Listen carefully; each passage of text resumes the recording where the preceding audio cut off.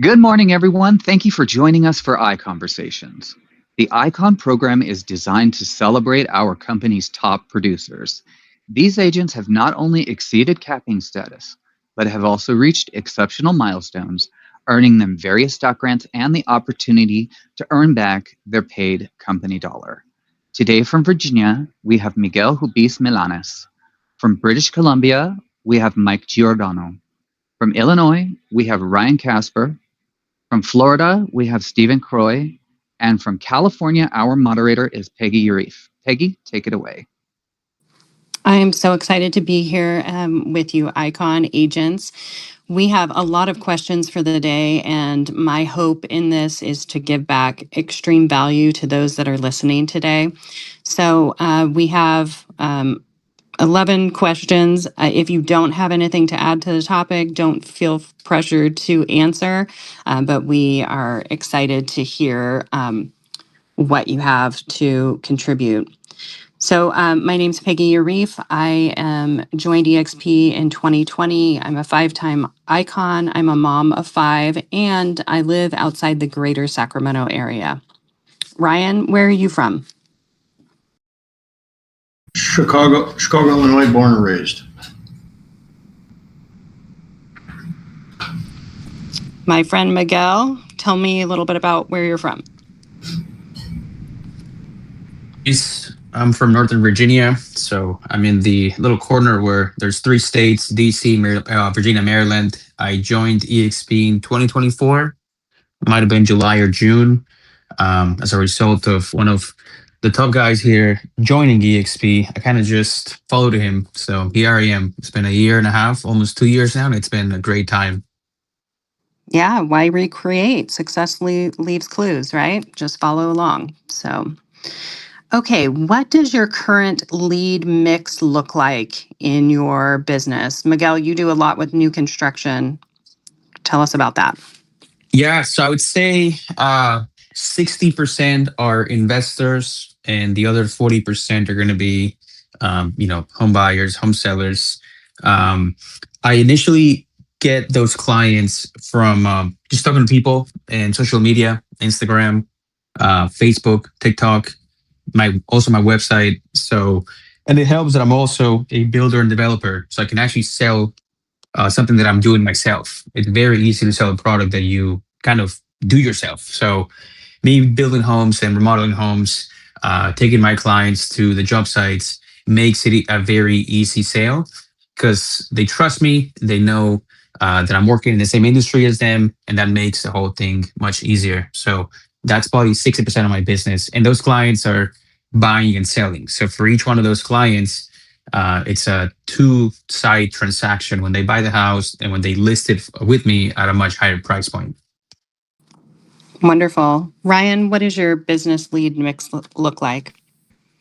I am a pretty heavy prospector, so 95% of my business is on the listing side. My breakdown is still about 45% database, 30% expired cancels, about 10% for sale by owners, 10% agent referral, and then 5% is circle prospecting, just listed, just sold, or good old-fashioned wrong numbers.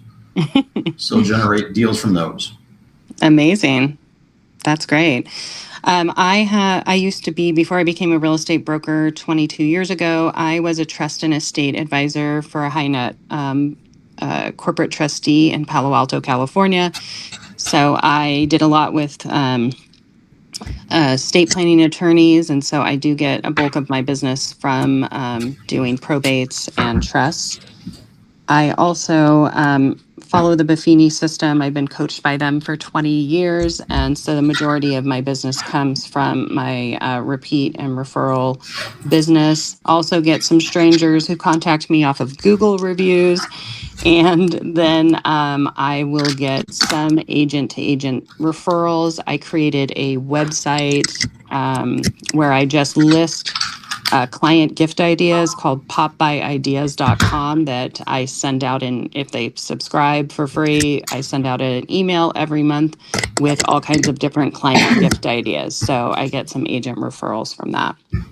Has Steve or Mike joined the panel at this point, Brian? Yes, we have Stephen here right now. Stephen, hey, how you doing? I'm good. Can you hear me? Yes. Awesome. All right. Awesome. Stephen, Starting tell early. us about your market and the lead of your mix, the mix of your lead sources. Goodness. Okay. Stephen Croy. I'm in Jacksonville, Florida. I got licensed in 2003. Before I got licensed, I was an IT director. Build tech background's always helped. And first 10 years or so before the or 8 to 10 years before the big correction, I did a lot with investors, a lot with builders, and then I turned around and launched my own brokerage in 12 after the downturn. In the first month, we had an incline here in Jacksonville, Florida. So I've worked a lot with repeat business. I'd say 60-70% of my business after the first 5 to 7 years became repeat business. Lost a little touch during the downturn and then picked it up in 2012.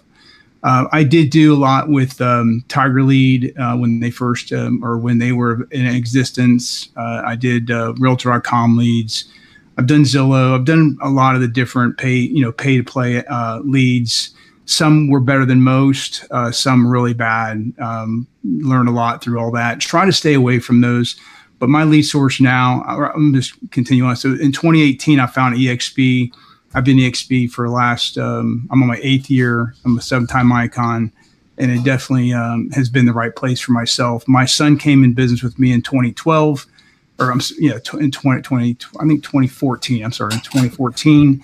My wife's been with me since 2006 in the business. She's also here with EXP. So I got my son and my wife with us here at EXP. We're really happy with EXP, and don't have any plans to go anywhere. But currently, our current strategy is, like I mentioned, a lot of return business, past business. I do a lot what you just mentioned, where we send out, cards. We have a lot of touches throughout the year. We do a large annual event once a year at Topgolf, bringing all of our ambassador clients in, wine and dine them, and we stay in touch with them. We do mini pop-up events as well. So that's been a lot of my business. We still do pay to play, pay ads. We do some Google pay-per-click just to kind of keep it in the mix. But I do try to stay away from them because they become more reactive than proactive. So I try to stay away from those as much as possible. But we still put them in the mix because you never know. Because a lot of our past business was some type of a pay to play ad that we put out there that got the lead originally in the early days. So I think new agents could use those to help. And where we're at right now, we have a better stability on where we are. But yeah, I think that's pretty much it. We just merged with the large mega team out of Indiana. We're now part of the Clubhouse. So I'm the satellite team lead for Clubhouse real estate here in Jacksonville through the Jacksonville satellite office. So is that enough to start off with? Yeah, we've got a lot of questions to go through. So let me get to the next one. What was the biggest single shift in either your strategy, your mindset, or your systems that really moved you from being just a busy, maybe chaos agent to consistently iconing? You want me to start? Yeah, let's go. Yeah, let's do it. Well, that's a great question. I love the question. For me, I found out many years ago, even before I got with EXP, that I had a shift from running it as a job to actually running it as a business. Busy is not always profitable. And so I really kind of have a different mindset and not just create myself a job, but actually create myself a business. And that repeatable client process I put in place many, many years ago has helped me have a predictable, more of a predictable, less chaotic mess. And, once the business stopped relying on me doing everything and, the income became consistent, a lot became less stressful. Hey, Ryan, how about you?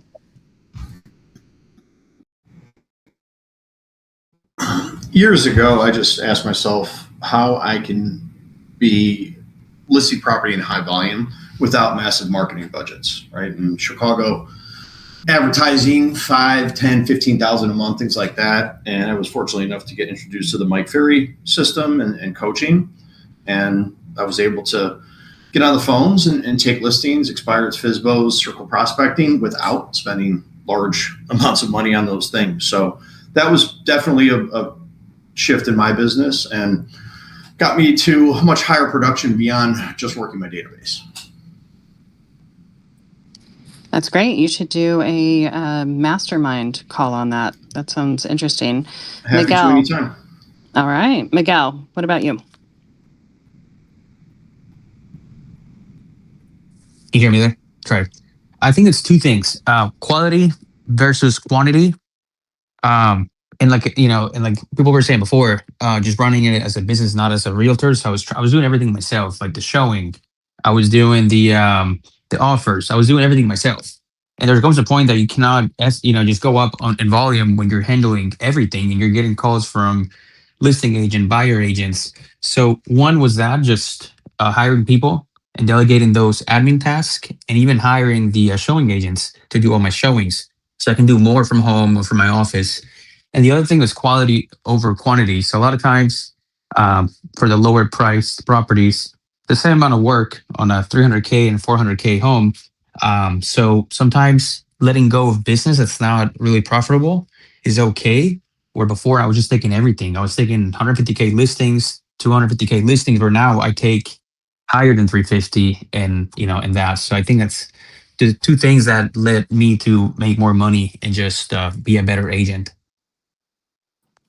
Yeah, Miguel, my answer is along the same lines as yours, so I won't be lengthy. But when you get into the business, I recommend you get a TC right away, because that gives you a lot of leverage of time.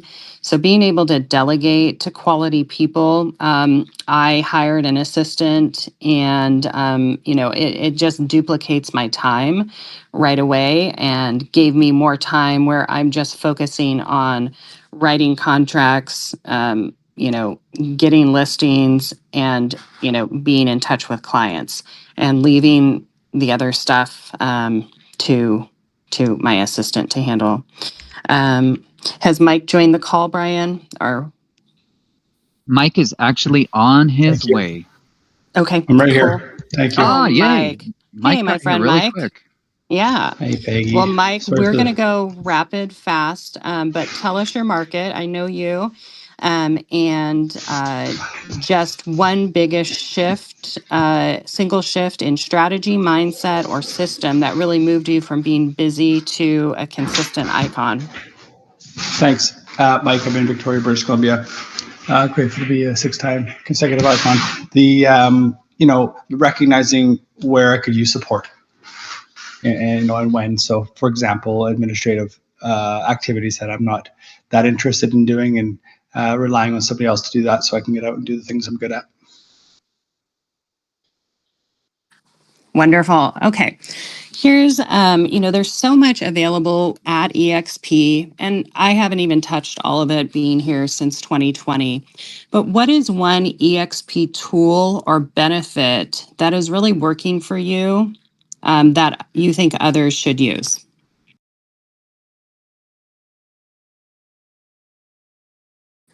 And anyone can just jump in.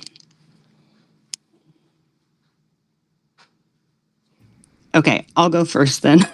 I think we've moved over from Workplace onto Slack. There's a lot of different referral channels within Slack, and I've noticed a lot of people have not migrated over to Slack. And what they're missing out on is referrals that get posted in different referral groups. And so if you're in the audience and you have not joined Slack, join some of those referral channels. It takes about 5 minutes, and you could be getting some good agent-to-agent referrals. Does anyone else have anything?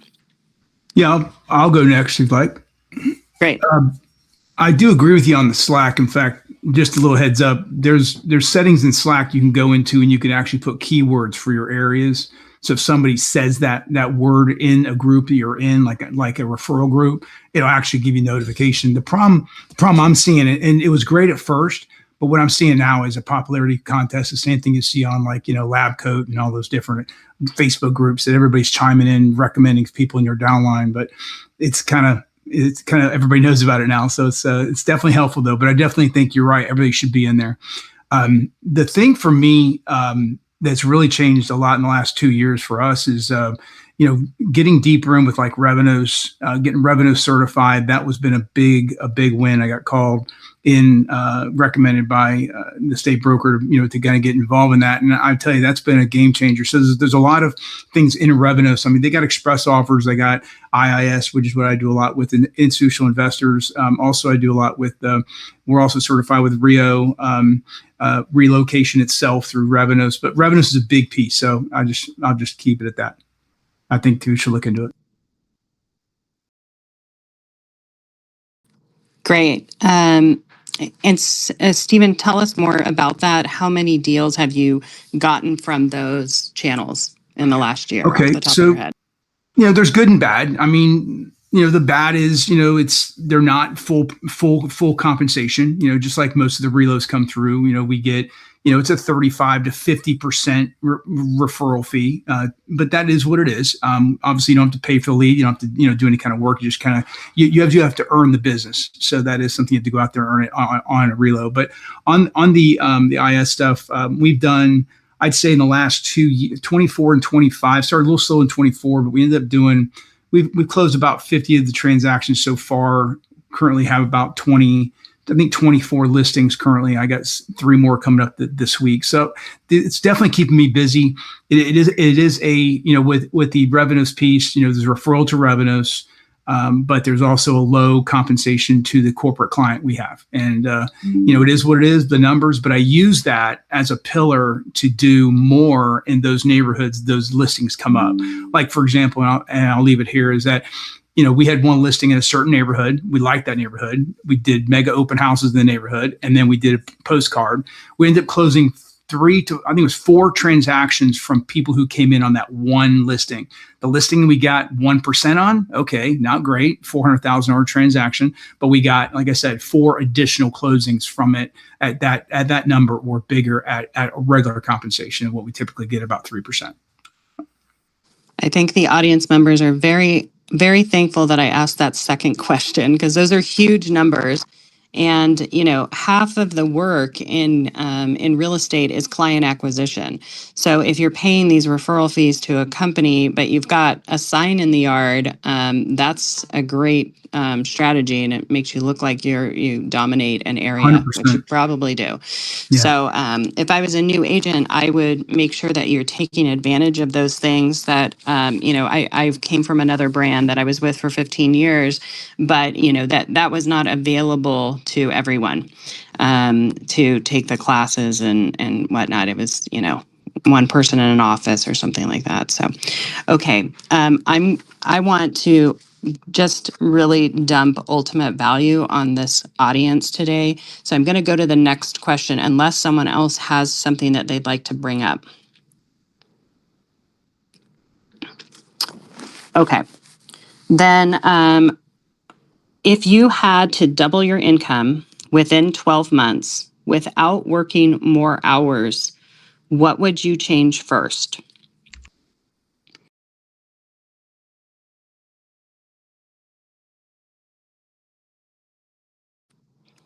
I think Mike and Miguel will know what I'm going to say on this, but I would start with writing out a list of how you are spending every 15 minutes of your day. Being self-employed has its perks, but I feel like a lot of agents get themselves distracted by doing personal stuff, or they tend to spend way too much time on their phone. In the new year, I got a little device called a brick that I tap, and it shuts my phone's distracting apps. There's other, you can do screen time, although I think it's not as effective, or there's another app called Opal. But really diving in, I think a lot of people are just not actually working as much as they think. They're doing busy stuff or checking their phone constantly, and they are not spending deep work time. I think if people do that, you'll be surprised how much more things you can accomplish in your business, because being busy is not always being effective. Does anyone have anything else? I'll piggyback on that. Yeah. When we're self-employed, we often, enjoy spending time doing the things we like to do. There's parts of this job each of us enjoy more than others, I think, other parts of, and it's easy to navigate toward those when they present themselves. So rather than what we love doing, what works, take a look at results. And I mentioned it last week, but really is the 80-20 thing or the 20-80 thing for me. It's, 20% of what I do will yield 80% of the result. So if I double down, that is taking 20% of my time, increasing it to 40% of the time. In fact, I could probably work less, not the same, and double my production. That would be something I'd be thinking about. Thanks, Peggy. Great. Does anyone else have anything? Yeah, I think, Becky, what you were saying before about the time, right? So how much time out of our 10 hours in a day that we work, or 8 or whatever many hours we work, how many of those hours are we actually doing true work? And how much of that time is being wasted on other stuff that's not really making us any money? So I would start with that, like you said, just seeing how much of your time is wasted and which one is and which part is not wasted. And then also I would go back to the last 12 months of production and see kind of what months led the highest results, and if there's anything on those months that you did, trying to just duplicate that. And again, just going back to what I was saying earlier, the quality over quantity, right? So are we spending too much time on things that are not making us money, or are we going to spend more time on things that do make more money? So picking, let's say, quality clients, maybe higher price points over the lower ones, could also lead to more income as well. Great. Anyone have anything else? Otherwise, we've got 5 more questions. I can go real quick. I mean, right. Income ceilings, aren't as much sometimes about effort. It's about what you're focusing on, the leverage. I would immediately, to answer your question, I would cut low impact activities right away. The whole, addition through subtraction, get rid of some of the stuff that's not making me money. And honestly, and I love the post that came out today by Daniel Beer it was an email that we get. He kind of mentioned that it's getting to the CRM and having conversations. It's picking the phone up and just saying, I'm going to call the first 5 people that's in there, and just having more conversations. I've always seen that when my production's wavering downward, trending downward, I'm literally having less conversations. When my conversations are up, then I'm trending upward. So that's what I'll add to that. Great. I'm going to go to the next question. What systems or processes have created the most leverage in your business, whether it's a CRM, admin support, AI, marketing, automation, a showing agent?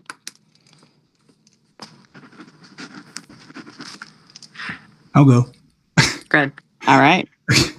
I mean, definitely CRM discipline, like I just mentioned. Admin support at the right time, because I think sometimes people get admins too soon. I mean, I think you need to get to a busy point before you really need an admin.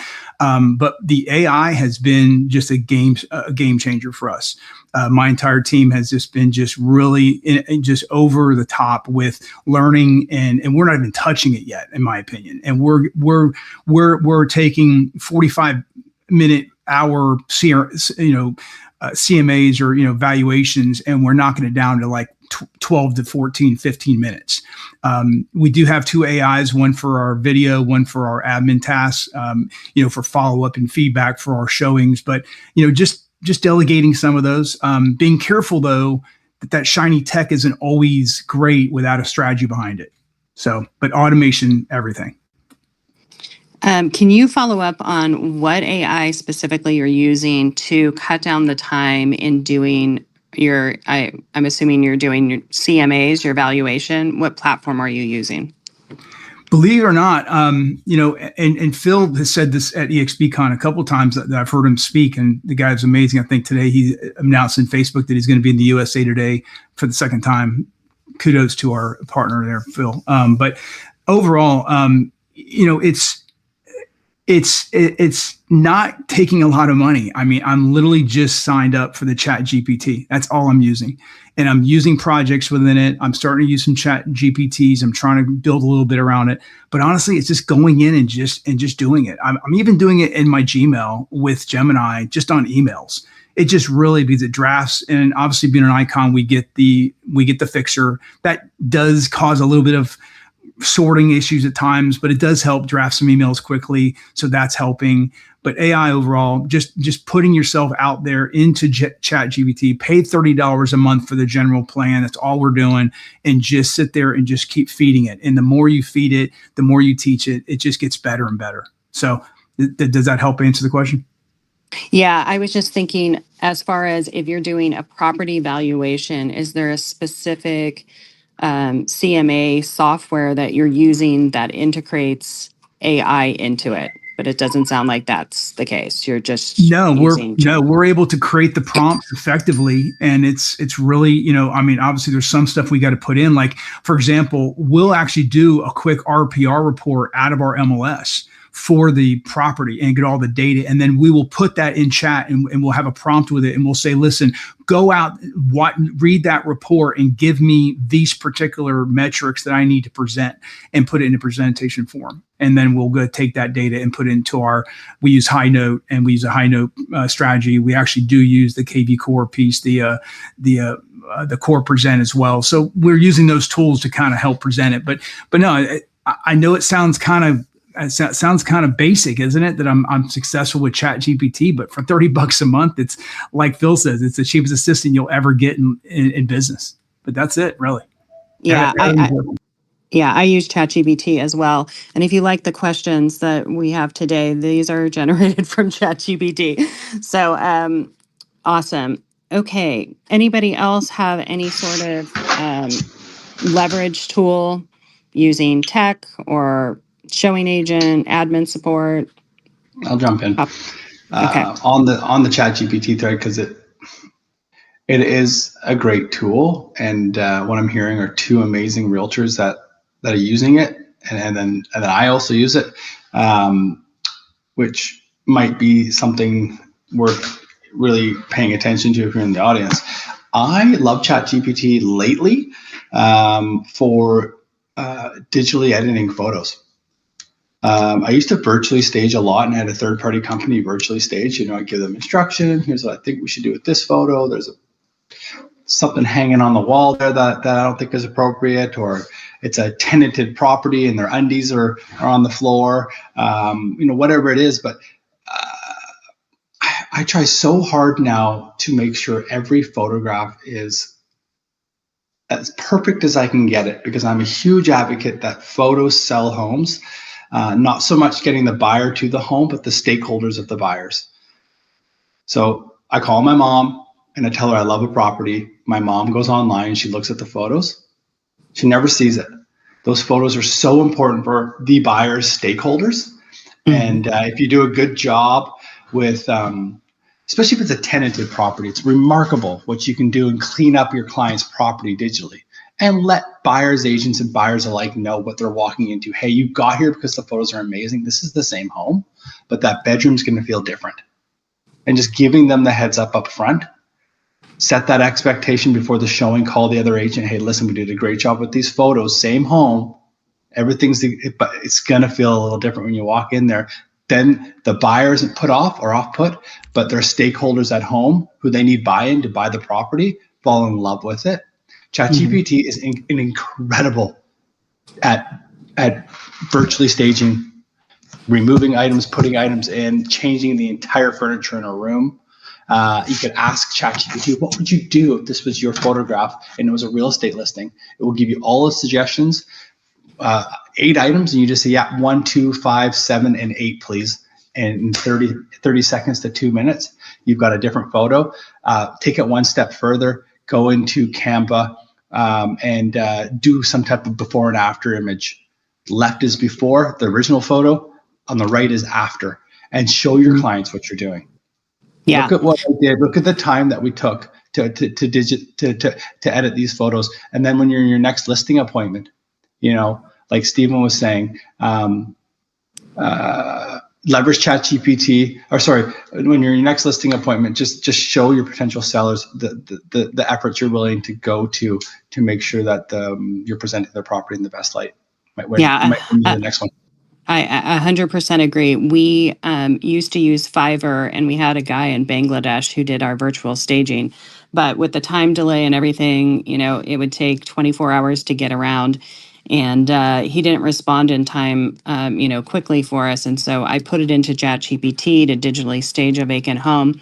And within a couple of minutes, all the photos were done, and we were off to the races. So, and then on a listing appointment, you can say we cover digital staging. We cover the cost of digital staging, which I guess is our ChatGPT expense, but it also cut down the money that we were spending on having it done. So awesome. And, okay, I want Mike. I think about you when I see this question. How do you protect your time, your energy, and your personal life? Thanks. Who wants to hop up on this? Yeah, I'll go. Protecting my time, just respecting myself and that I have my own world outside of work is a start. And then just having the confidence to move forward with that attitude, and that it's okay. It's okay to work X amount of hours. It's okay to work within certain hours. It's okay to have a family and pick up kids and all that fun stuff. So who's most important in your life? Hopefully you're at the top of that list. And then, the amazing family members that you may or may not have trickle down. But that would be one thing that I often think about when protecting my time and energy is all about looking after my mind, body, and soul. So things we do in the morning are throughout the day, but I have a really solid morning routine. And I'll leave it at that. But thanks, Peggy.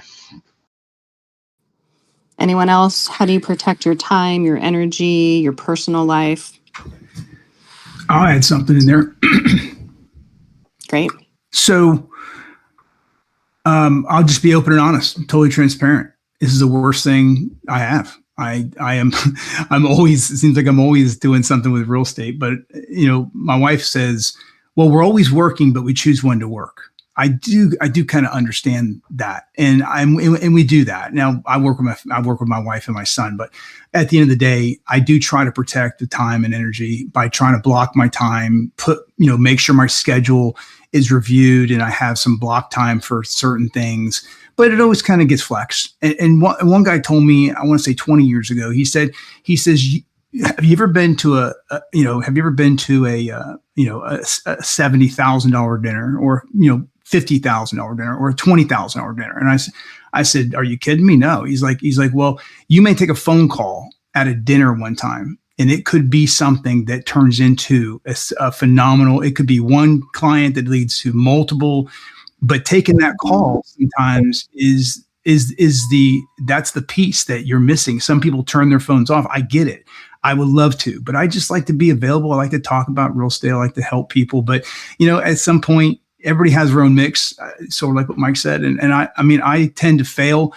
Some people would say, oh, Steve, you just don't do a good enough job in protecting your personal life. But I'm just so engaged with it. And I do try to keep myself away at times, but time blocking, but being flexible. So that helps.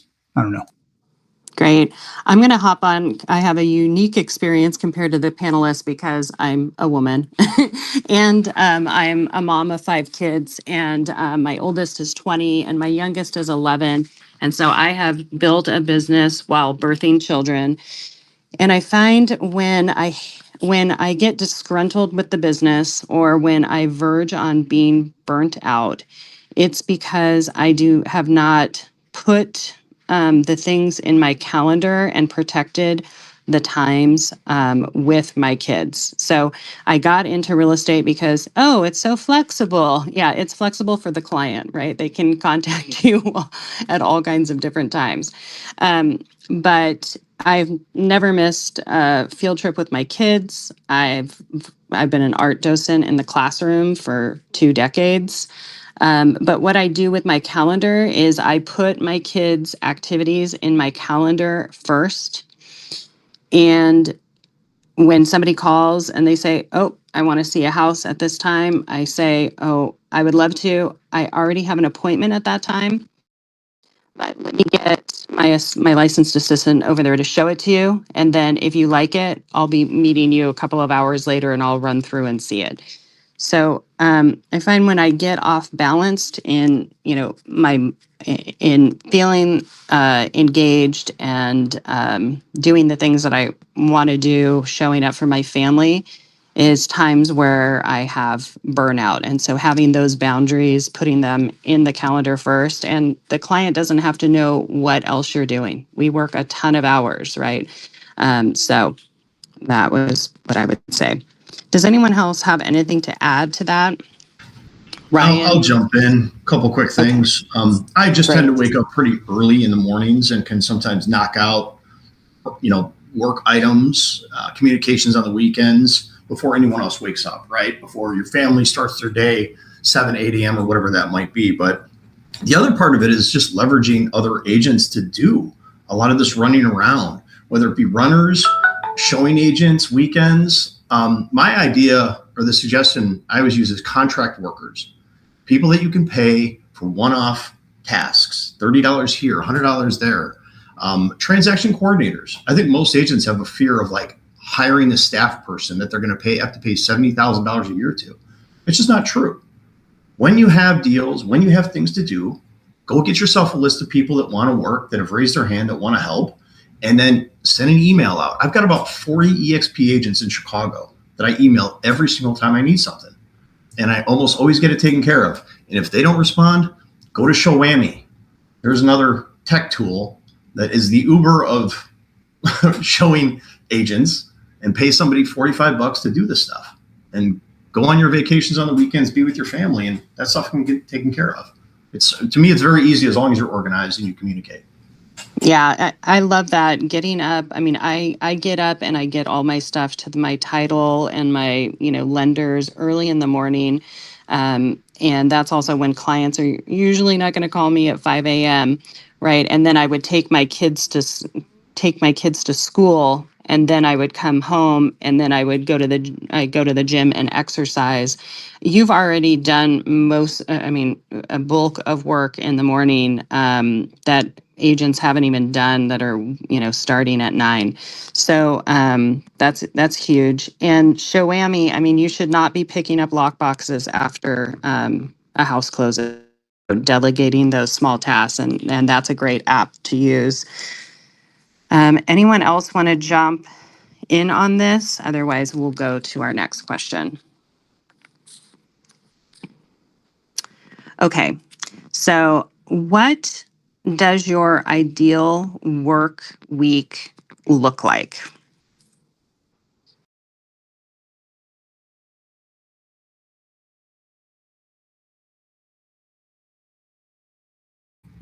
Well, it's all about visualization, right? my ideal is pretty simple and it's pretty constant. I start my day every morning at 7:30 and I role play conversations. We practice what we say and how we say it to different sources. Again, most coaches out there say you should be prospecting business from the morning from 8 to 12. Go have yourself a bite to eat. And for me, the ideal week is going on a listing appointment at 2, signing that one, another one at 4, sign that one, and be home at 6 with my wife for dinner. That's the ideal thing. And if I could do that every day, I have a fantastic business. Pretty simple. Great. Miguel, what does your ideal work week look like? Yep. So Mondays for me are going to be from home, just working all day from home, picking up calls, calling clients, prospecting. And then Tuesday, Wednesdays, I'm in the field. So I'm visiting all my projects, and I'm also going to client sites to see how things are going.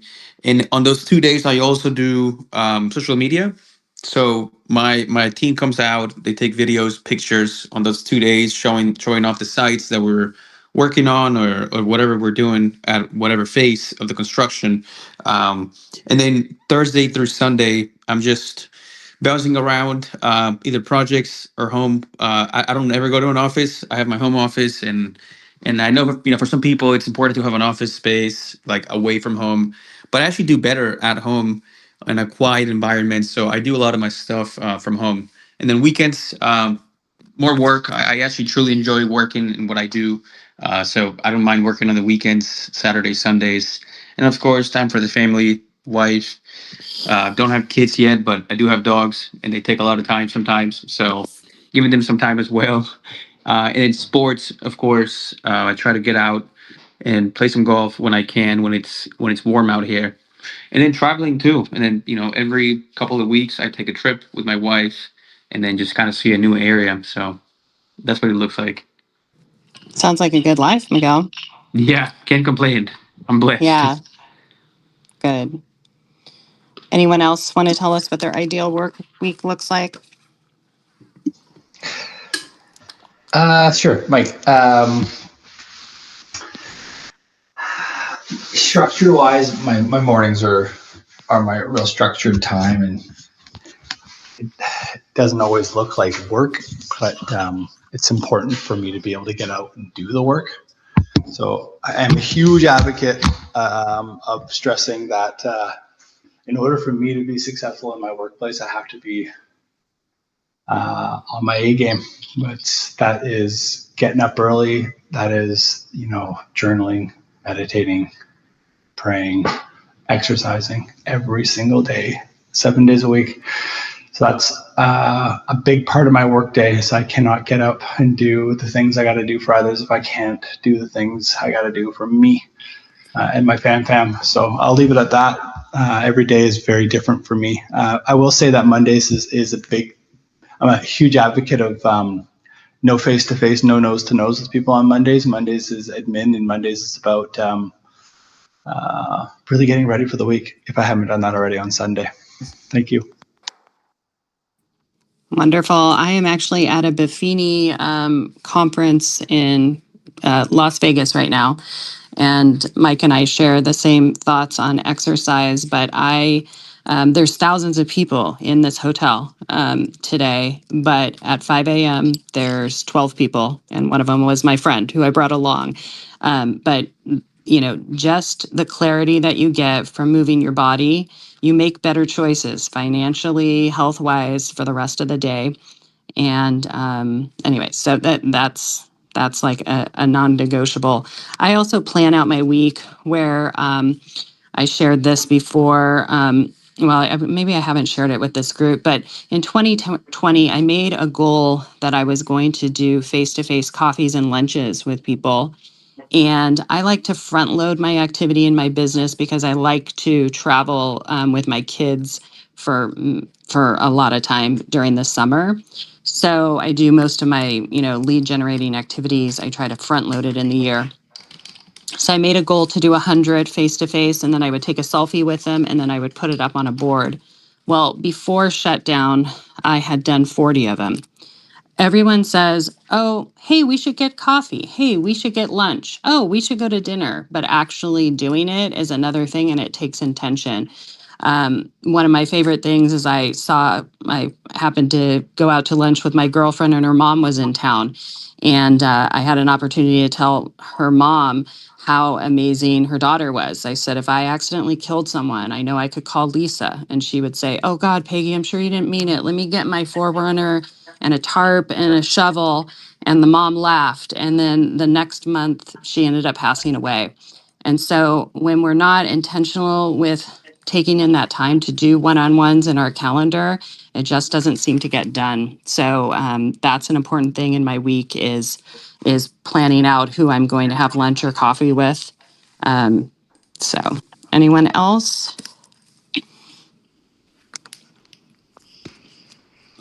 Okay. What advice would you give to an agent earning between 150 and 250 who feels completely maxed out but knows they're capable of much more?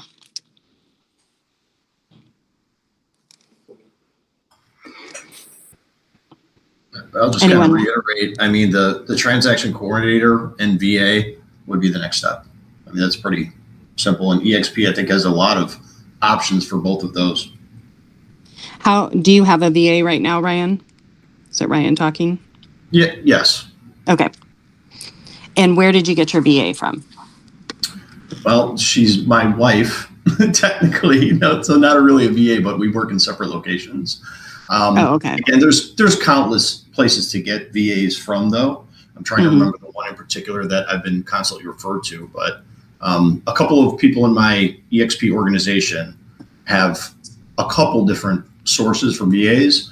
Hourly is anywhere from $5 to $8 an hour, and they're usually experienced. Great. Does anyone else have any VAs? Because I know there is companies where they are heavily marketed and people are getting some pretty sizable referral fees by giving the name, but they may not be totally the best experience. Has anyone else had a VA? Yeah, I have two. Can you hear me? You're good. Go. Can you hear me now? Yes, totally. Okay. I have two. Got them both from Sphere Rocket years ago. Sphere Rocket, Justin, who's with EXP, built that company. It's been a game changer for us. The person who does our admin does our transaction coordination, follow up on feedback, showing feedback, does a lot of clerical tasks, takes it off our plate. The video VA, and one of the things that Sphere Rocket has is they have like insurance. So basically we've always kept that, and we've switched out VAs because you do find that they hit a ceiling. So you end up going and get a better one. And we're in our third VA for our video. And I can tell you, that's been a huge game changer. The first two were not near as good as this third one. This third one, I'm not going to ever let go for $5 an hour, $6 an hour. I mean, it's just amazing how much he does, for us. But yeah, so the VAs have been definitely a good leveraging piece for us. But what was the original question? How to get the original question is, what advice would you give an agent who's making like 150 to 250 but already feels maxed out, and that they're capable of much more but they just don't know how?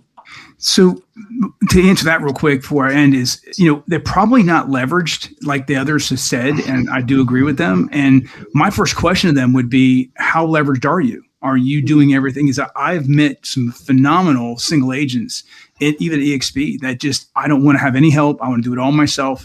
And sometimes you have to learn that not everything has to be done by you to be quality, or to be, to have that expert experience. So I do believe that leveraging and asking the question, are you leveraged, and what, in leveraging, like you mentioned, with virtual assistants, with some technology, with some processes that may help them systemize faster, so they can, they can get to the next level, because they're probably hitting a ceiling basically at some point after, realizing that you just can't do it all yourself, and shouldn't want to. Right. I'll jump in really quick. I love that. What I'm hearing is amazing. I would be looking at, I think for me, a lot of it was around trust. Just trusting that someone's going to take care of something that I'm doing well. Because if your GCI is 150 and you're maxed out, you're probably doing everything yourself. So yeah, starting with administrative tasks, nothing that's client facing. Get somebody doing the paperwork, the preparing of the paperwork. That you're able to review it before the client sees it. That was the biggest thing for me, was anything that would be touching or facing the client would be really hard for me to let go of. So I just started with the stuff I was really comfortable with. Delegating, deleveraging myself, and then slowly working with trust around finding somebody who I am comfortable with communicating directly or indirectly with clients would be something. The VA is a game changer. It's incredible and how competent some of these folks I've met are. I'm on my second one, and VT Member was the name of the company. I don't advocate for them. What I would say is, if you're talking to a VR company, a VA company, just make sure you're in a position to talk to 3 or 4 different people before you make your decision. Interview. It's part of the gig. you get to sit down with 3 or 4 people, and whichever one resonates with you, give them an opportunity. They're so grateful, and I'm full of gratitude for my VA. She's a remarkable human. Wonderful. Well, I just want to say, just having come from another brokerage for 15 years, the people that were doing exceptionally well were very tight-lipped on what the secret sauce was that made them successful. And I'm so grateful for Glenn Stanford and creating EXP and creating the ICON program, because they flipped it upside down, and those at the top are rewarded and incentivized and very collaborative to show their playbook to each other. So I want to thank all of you for being so open in what's made you successful, because it is unique, and it's something to be celebrated. I'll just give all of you just a moment of final last tips, tricks, whatever you want to add that you can benefit the audience today. Whoever wants to go. I'll go. So there's one thing that I did a while back, which was putting a number to my life task. So going to the grocery, it took me 2 hours. I had to go get in my car, drive, go to the grocery store, check out, bag it, go back to my car. So I started tracking my life with like that. So cutting my grass, 2 hours. And I put a number to that. And then everything that cost me less than I made, I hired it out. So now I use Instacart for my groceries. I have not gone to, Wegmans or Costco in 3 or 4 years. Because now I just use an app. And yeah, I do pay more. It's a 20% premium you pay on each product and the delivery fee.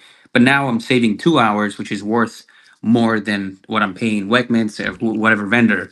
Same with my grass. And so everything in my life now is at a point that if it's going to cost me less than I make, I'll hire out. So any kind of showings, driving an hour to show 3 homes and spending 3 hours away from my house, all those things I delegated them. So I think everyone was saying the same thing. Like, time is the only thing you cannot replicate.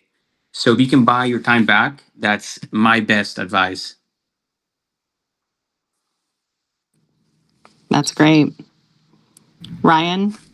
I'll jump in. I've had some recent, epiphanies or things I've discovered that are just probably more important in terms of mindset. A couple names I could drop is David Bayer, Joe Dispenza, Abraham Hicks. We talked a little bit about gratitude and having that routine in the morning, coming from a good place, despite all of the challenges, failures, rejection that we can experience in real estate. Starting your day off that way and coming from a place of gratitude and feeling good can really be a game changer with your results. I think we've all heard people that can even still do the work and still not get the results that they're looking for. I am one of those people. And so having that practice every morning and taking the advice of the names I just gave, I think can be huge for a lot of people, no matter where you are in your career. So a couple books to endorse. A Changed Mind by David Bayer, and then all of Joe Dispenza's stuff is gold for anybody at any level. I'll jump in. Yeah, Joe Dispenza for the win, especially around meditation practice. Guy's a stud. I would say put your success. What it means to have a great day in real estate for me is not dependent on any other person, place, thing. I show up trying to offer value, love, compassion, understanding, and service for others. I show up without expectation, attachment to outcome. I know if I go to a listing appointment and my heart is in a place where I'm there to give them the best advice I can, to leave them with an impression of increase, they feel better after meeting me, then I know that I will win and I will nail every listing appointment. As a byproduct of showing up like that, maybe I'll have an opportunity to help someone sell their home, but no one owes me anything in this business. And therefore, I feel like I just have a good day every day. Maybe that's helpful, maybe it's not, but that's my 2 bits on that question. Thanks. Put my little bit in here. For me, what I've found in my experience is, my long-term success has been about being consistent to some degree. You have to be intentional.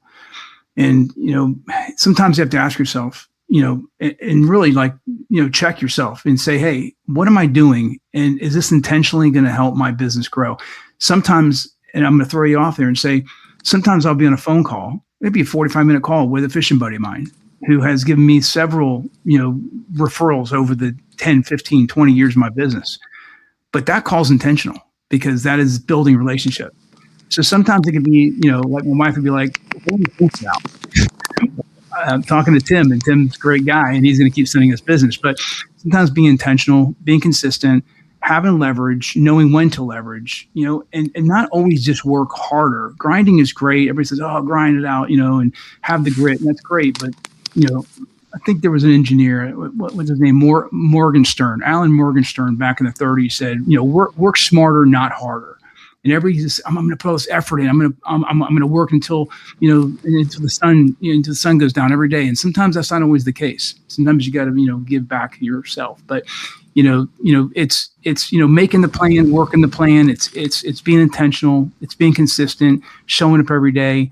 And sometimes if you're intentionally not showing up, then know you're not showing up for that day, and give yourself a day to get a break. So I hope that helps everybody in the audience. I've really enjoyed this this panel, Peggy.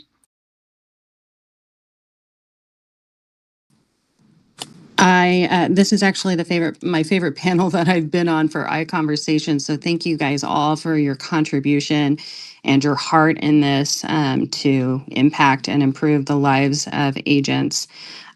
I guess I will just end with, I also am a designer, and I had the great privilege of decorating the White House for Christmas this year. I had a lot of encounters with some very amazing people there. And one story that really stuck out to me was somebody who works there who talked about when a president did something amazing for his kids. And this guy had served many, many presidents before. And so I've kind of used that to, when I'm trying to look outward at my clients, looking at their kids, and seeing how I can add value. So, for instance, one of my oldest daughter goes to the Haas School of Business at Cal Berkeley. She got a lot of great merit scholarships, and so one of my clients' daughters is going to MIT next year.